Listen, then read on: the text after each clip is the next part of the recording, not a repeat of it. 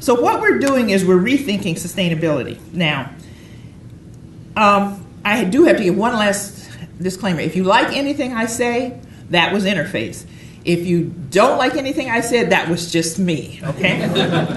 But I do think that sustainability has effectively been, because by 2020, we won't be talking about sustainability. It is really a placeholder word.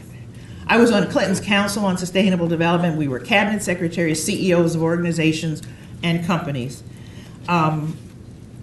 We spent so much time the first 3 months. We existed over about 6 years.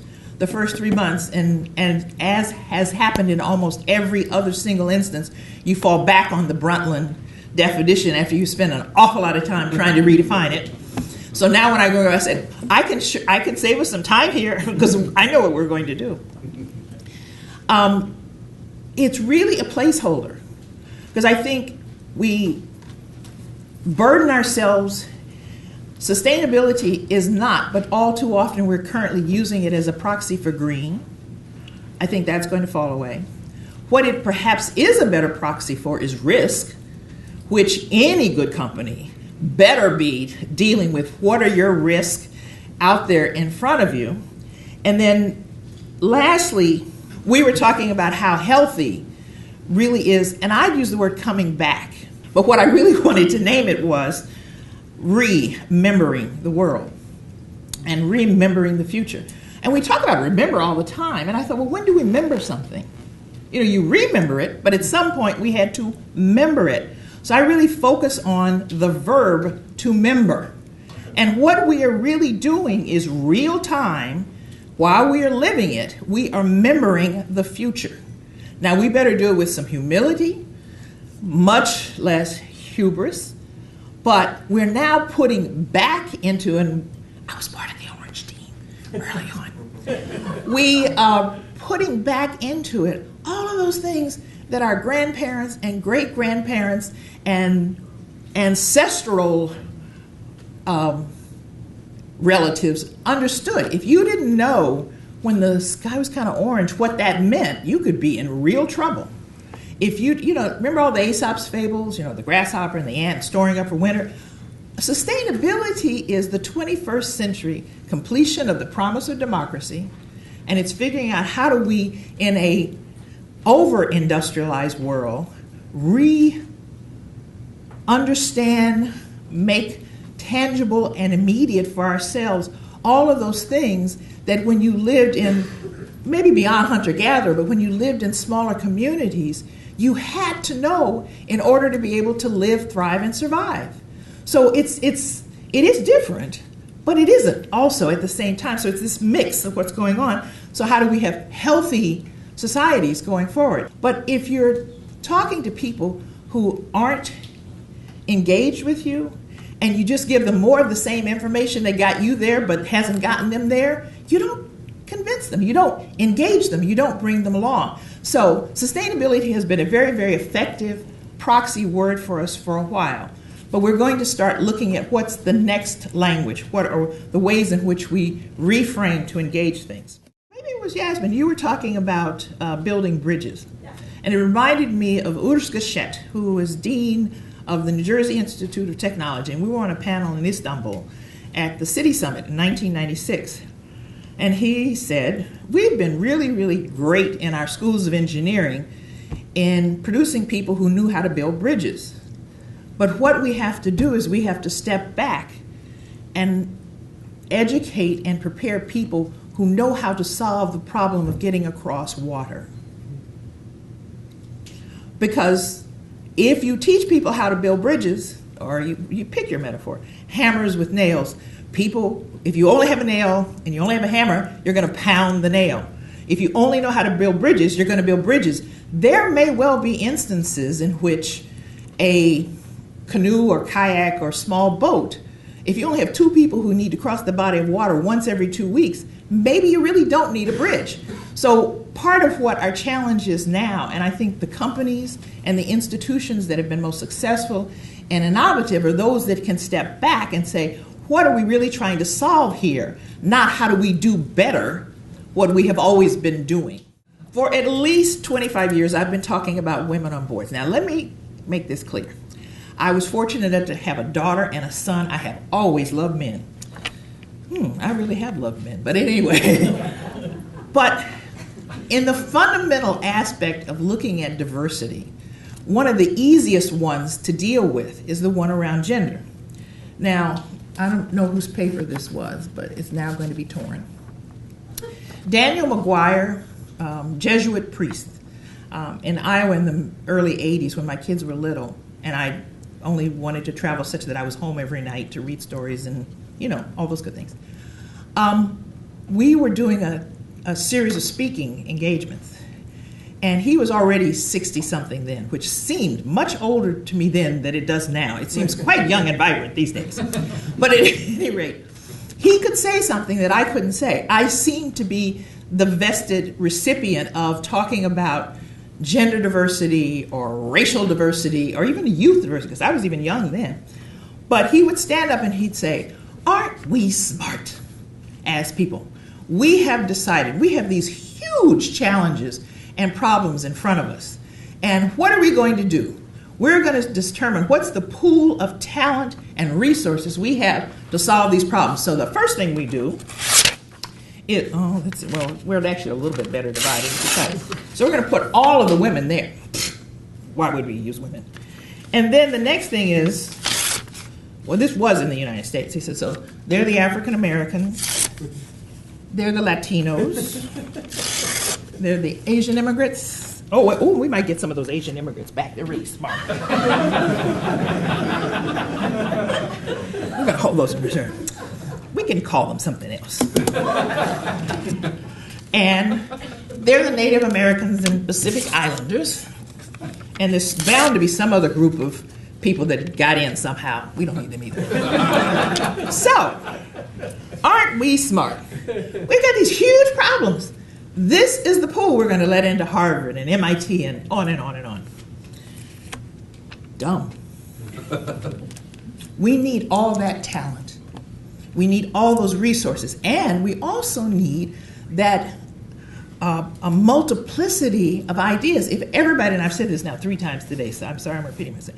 If everybody was a physics major and then at MIT and then did their MBA at Harvard, and they've all been CFOs, and they're all sitting around the table, they can be wonderful, brilliant people. But the range of experiences and conceptual frameworks they have is rather narrow. The problems aren't. We've got to have a broader base. Norway decided one of the easiest ways to do it was to legislate 60-40. Now, 30 years, that's in terms of the board composition for publicly traded companies. 45 years earlier, the Scandinavian nations did the same thing with legislatures, diversity 60-40 in terms of balance. The hue and haw cry, women aren't ready. Nobody's ever ready. And good, sound judgment and management is good, sound judgment and management. So we keep talking about how are we going to get them, whether it's the heads of companies or the media or others, to know the truth that we know. Well, when they don't change, you have to. And I think a lot of what has to change is in our language. Because effectively, the status quo, by definition, is working for the majority because it is the status quo. We don't think it works, and of course, we are actually right. I don't want you to think I am at all deluded. I know we're right. But what does that help if nobody else or not enough people, not fast enough, begin to come in and join you in making the shifts and moving to the change? So one of our biggest barriers, I think, is, and this is one of my themes, is in language. We've got to find ways in which we shift the way in which we talk about things. That's why I say sustainability is a proxy. What we're talking about in terms of sustainability just needs to be the good, proper management and the way in which we run companies, period, institutions, government, our organizations, all. 2/3 of the people who have ever turned 65 in the world, ever in history, are alive right now. We've had a tendency to look for the answer, and I want us to stop. because all too often there is no singular answer. There are decisions that we make, and we must recognize that those decisions have consequences. And one of the other things I hope we will begin to do is to build in enough flexibility and to suspend the penalty, particularly for elected officials, so that they can change their minds when they find out they are either wrong or that there's a better option. So people don't continue to be forced into holding positions that everybody knows they aren't working, they aren't the best option, but to politically move to a different decision has such a cost of political penalty that people stick with things, and we, bless us, lemmings that we are, often will follow along when everybody knows this is not what we should be doing.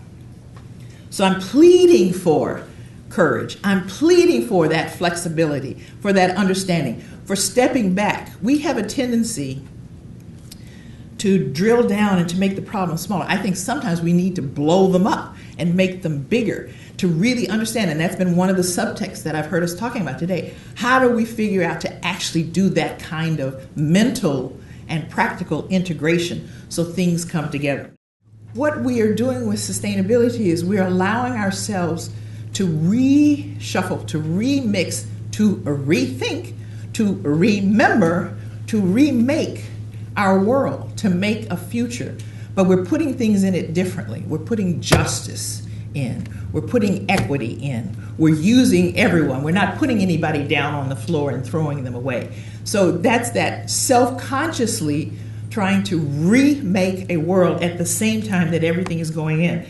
I love alliteration, so I made this little piece up for the end here. We are remembering the world, and especially since 2008, when people were talking about pushing a reset button. So we're resetting, we're reclaiming, we're renewing, reframing to restart society and accelerate our path to sustainability. The world beckons. This must be done. Our brilliance is shining. Anyone who read or heard Paul Hawkins' amazing commencement address for Portland State, if you didn't, please go read it. You will be encouraged, and you will know that it is a reflection of the youth who are there, ready, hungry, and waiting to be an engagement in this process. So this new language, all of which is actually old. That's the beauty. We have always had all of the cultural infrastructure knowledge that we needed. What we needed was the license and the will in order to be able to use it. We're not talking about a green economy. We're just talking about what's going to be the new economy. These words will continue to fall away. We've been clumsy at talking and understanding across corporate, governmental, social lines. Civil society has pushed in and forced itself into the arenas and the rooms in many instances where it used to be assumed it did not belong. Each of us belong everywhere. We are whole people. We've got to figure out how we undivide our world, how we reunite ourselves. We've been doing all these things in the silos. Well, that's kind of how we got here. So it doesn't mean that you lose that expertise or technicality, but instead, how do you then integrate it in so that you can hold, but we're smart. We can hold two thoughts at once. We really can. So I just want to finish by a quote from Maya Angelou. One isn't necessarily born with courage, but one is born with potential. Without courage, we cannot practice any other virtue with consistency. We can't be kind, we can't be true or merciful, we can't be generous or honest. And we must be, she's finished, this is me. We must be all of these. We really must. And I hope you will practice, you will be encouraged, and you will encourage others to be able to speak truth to the power when you are in situations, to be brave to ask either the seemingly silly or simple question or the hard question, because this moment matters. What we do today will determine whether we can have any of those successful press conferences in 2020, and that we have a world that is full and vibrant and wonderful and available for our children, grandchildren, and their grandchildren. I know we can do this. And I encourage you and plead with you, please do. And thank you so much. Je t'aime, Canada. Thank you.